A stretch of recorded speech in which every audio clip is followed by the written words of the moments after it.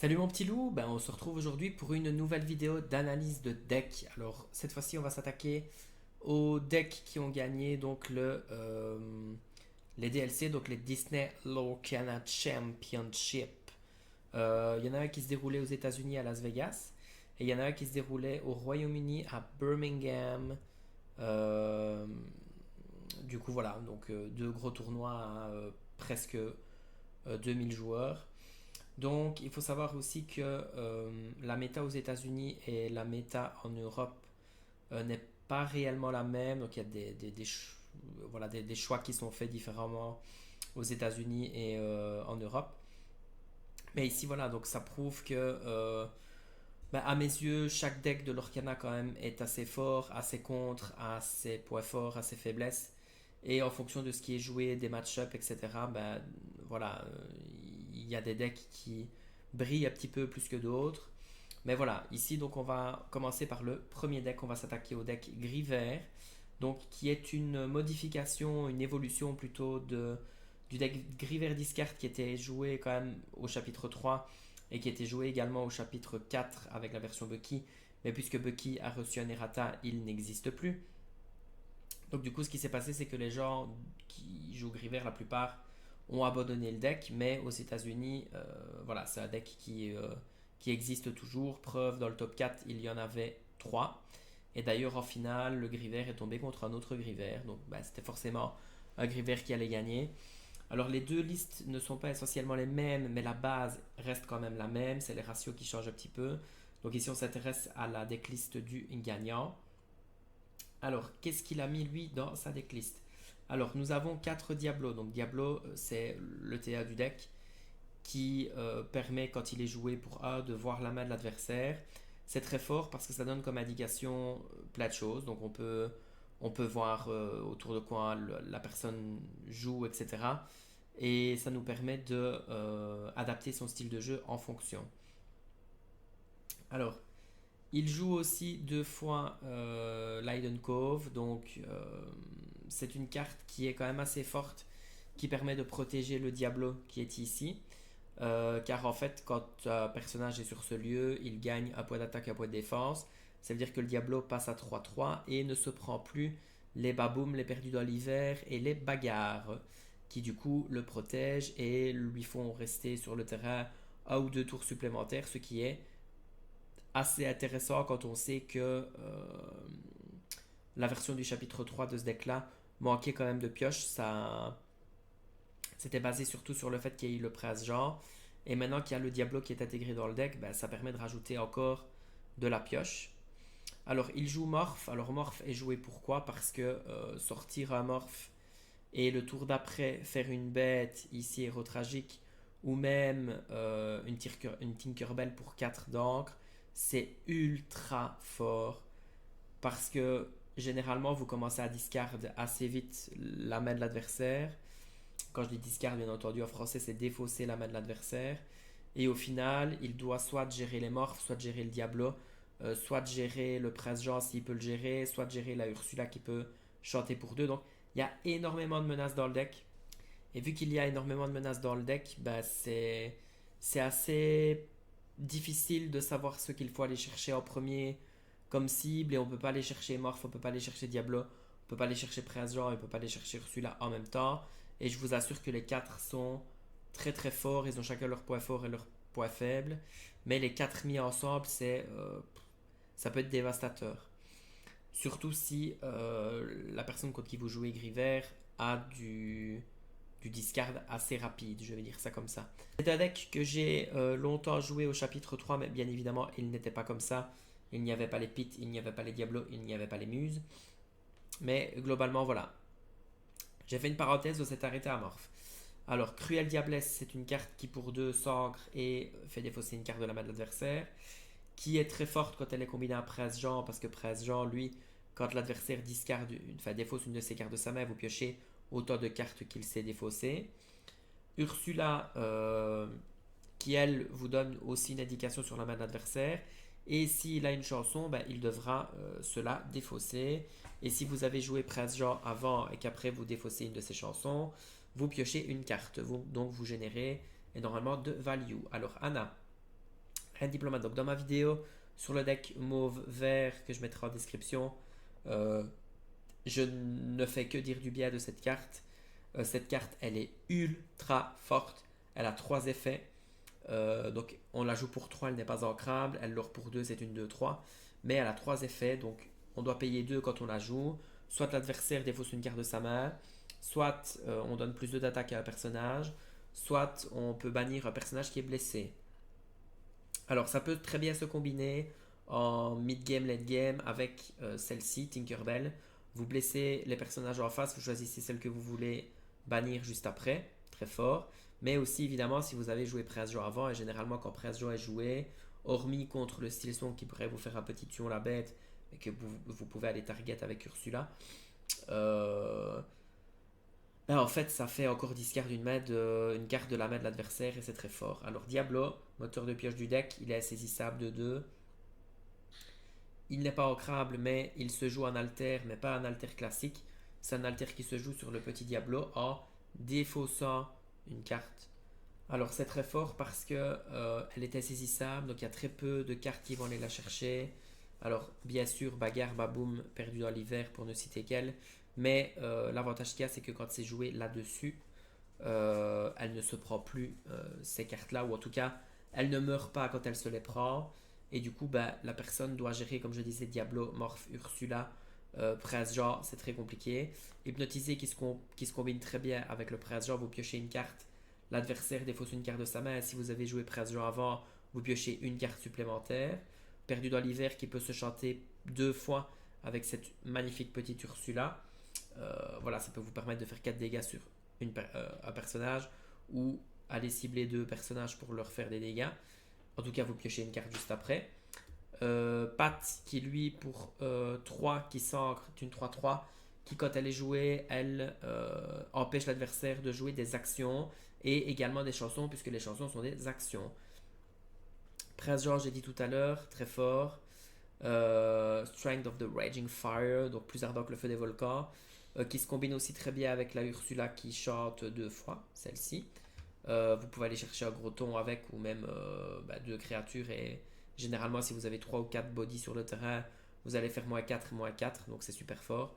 Les muses qui se combinent très bien également, à chaque fois que vous faites un sort, vous pouvez renvoyer une créature de la main, une créature du terrain dans la main de l'adversaire ou alors vos propres créatures à vous et les renvoyer dans votre main. Par exemple, si vous jouez contre un Steelsong et que vous avez besoin encore d'Ursula, vous pouvez vous la reprendre en main. Ça, c'est fort également.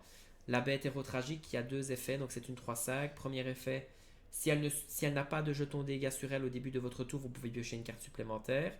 Et si vous avez par contre des dégâts sur elle au début de votre tour, elle gagne plus 4 d'attaque. Ça peut aller chercher un lieu tout de suite. C'est super fort. Et en plus de ça, ça vous fait piocher 2 cartes, c'est trop cool. Ne parlons pas de Bruno. Carte qui est super forte, qui encore une fois combine un presse genre, vous gère une créature en face, vous la renvoyez dans la main de l'adversaire et aléatoirement il défausse une carte de sa main. Ça c'est super fort parce que du coup c'est aléatoire.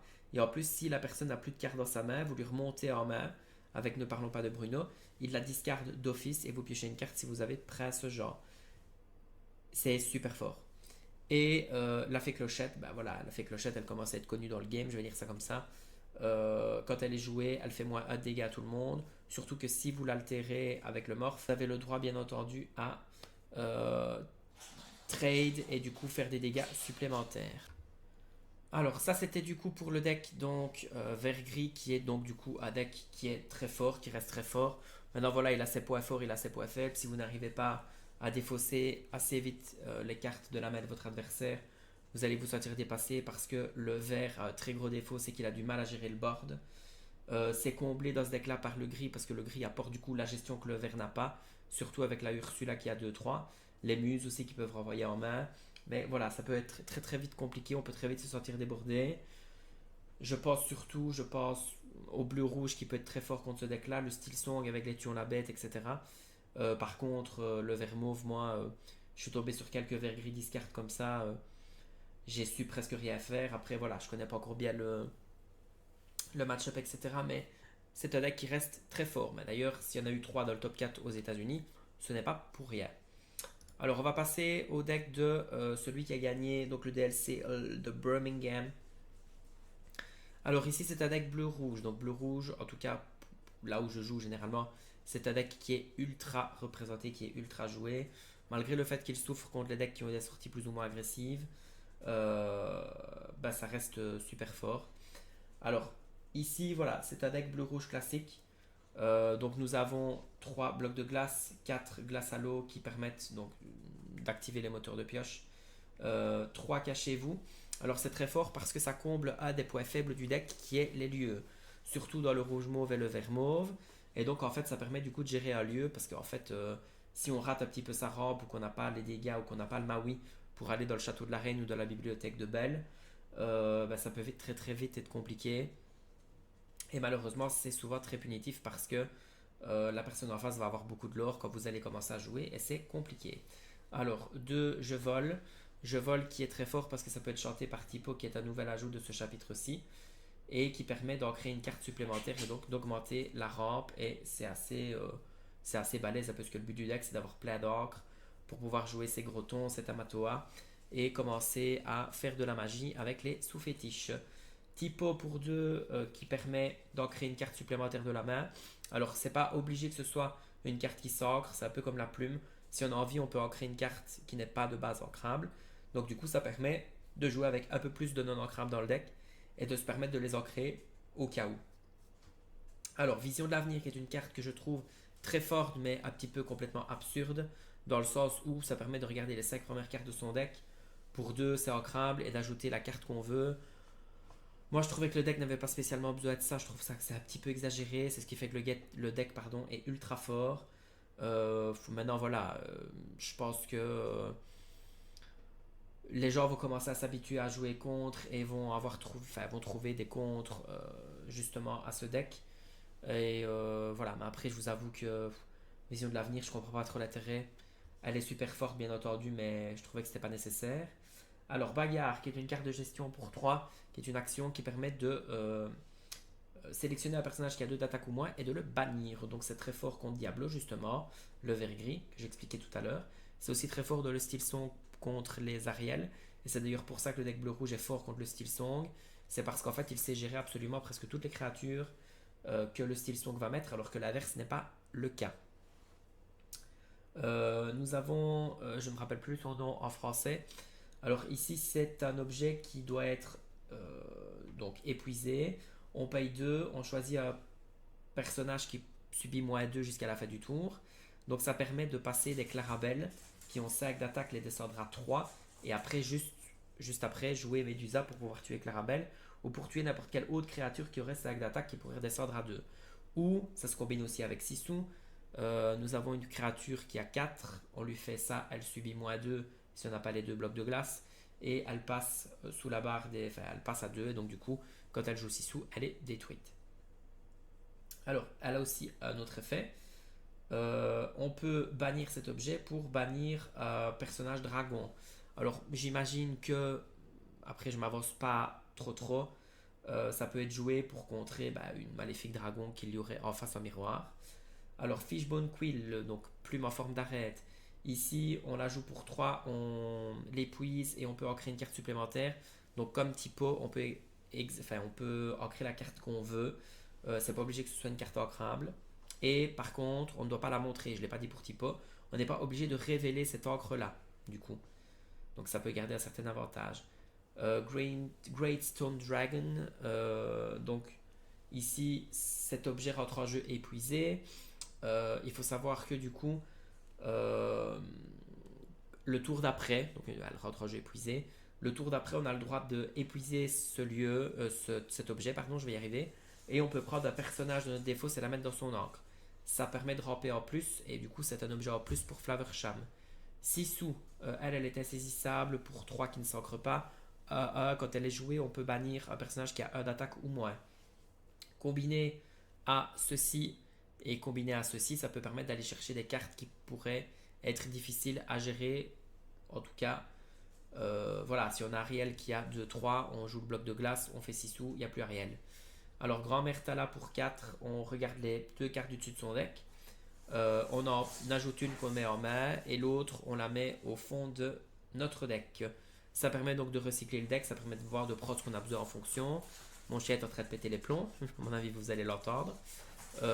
Et du coup, on choisit ce qu'on veut et on met l'autre dans le fond du deck. Alors, nous avons Flaversham. Flaversham, lui, qui est le moteur du deck au niveau de la pioche. Donc, quand il est joué, on bannit un objet, on pioche 2 cartes. Quand il part à l'aventure, on bannit un objet, on pioche 2 cartes. C'est super fort. Cette carte-là est forte depuis qu'elle est sortie. C'est ce qui fait d'ailleurs que le bleu-gris et le bleu-rouge étaient très forts. Et le sont toujours d'ailleurs.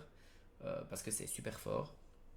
Alors, ce bleu lumière. Alors, ici, c'est un peu comme Grand-Mère Tala. Sauf que c'est une action chanson. On la chante, on révèle, enfin, on pioche. On regarde les 2 cartes du dessus de son deck. On en prend une en main. Et par contre, l'autre, au lieu de la remettre au fond du deck, on la met en encre. Donc, c'est une carte qui peut permettre de ramper encore plus et qui peut être chantée par Grand-Mère Tala. Donc, on joue Grand-Mère Tala, puis le tour d'après, on chante avec Grand-Mère Tala, pouf, et puis voilà. Bam, ça fait des chocs à pic. Alors, Maui, l'éternel Maui, 6 sacs pour 5, qui a charge, qui va chercher généralement n'importe quelle créature dans laquelle il va aller, qui peut aussi entamer très très fort un lieu, si on n'a pas l'objet caché vous, si on n'a pas la carte action cachée vous. Désolé, il est tard, j'ai un peu du mal. Nous avons Medusa pour 6 qui ne s'ancre pas, 4-4. Quand elle est jouée, elle peut cibler un personnage qui a 3 d'attaque ou moins et le bannir. Qui est combiné du coup au bloc de glace. Ça peut aller chercher des Mergotel, ça peut aller chercher des Clarabelle si on a 2 blocs de glace. Ça peut aller chercher des Elsa, ça peut aller chercher énormément de cartes. Ça peut aller chercher des Robins en bloc de glace. Donc du coup c'est très fort comme carte de gestion. Be prepared. Donc soyez prêts en français, qui est la carte de gestion par excellence. Pour 7, bannissez tous les personnages. Alors voilà, il n'y a pas besoin d'expliquer plus. Alors, Lucky Dime sous fétiche. Désolé, je laisse ça un petit peu parce que vous voyez, il y a encore une autre ligne de cartes. Sous fétiche, pour 7, on la clean. Pour 2, on gagne l'équivalent des poids de l'or d'un personnage. Donc, en fait, en gros, ce que vous devez faire, c'est temporiser la game un maximum, contrôler le board un maximum. Et puis, à la fin, vous avez tellement d'encre que vous pouvez jouer vos Grotons, votre Tamatoa, qui est la personne qui va vous faire gagner, en tout cas, énormément de l'or une fois que ça se met bien. Et au final, on se retrouve à avoir des tours à 7, 8, 9, 10 de l'or quand vous avez tous vos objets. Parce qu'en fait, il faut savoir que du coup, je passe 2 cartes, mais il faut savoir que Tamatoa, quand il est joué, on peut aller rechercher un objet dans sa défausse, et quand il part à l'aventure également. Donc du coup, c'est super fort. Nous avons un Mufasa 4-9. Alors lui, il est un peu spécial. Quand il est joué, on prend son encre, et on prend 2 cartes au hasard de son encre pour les rajouter dans notre main.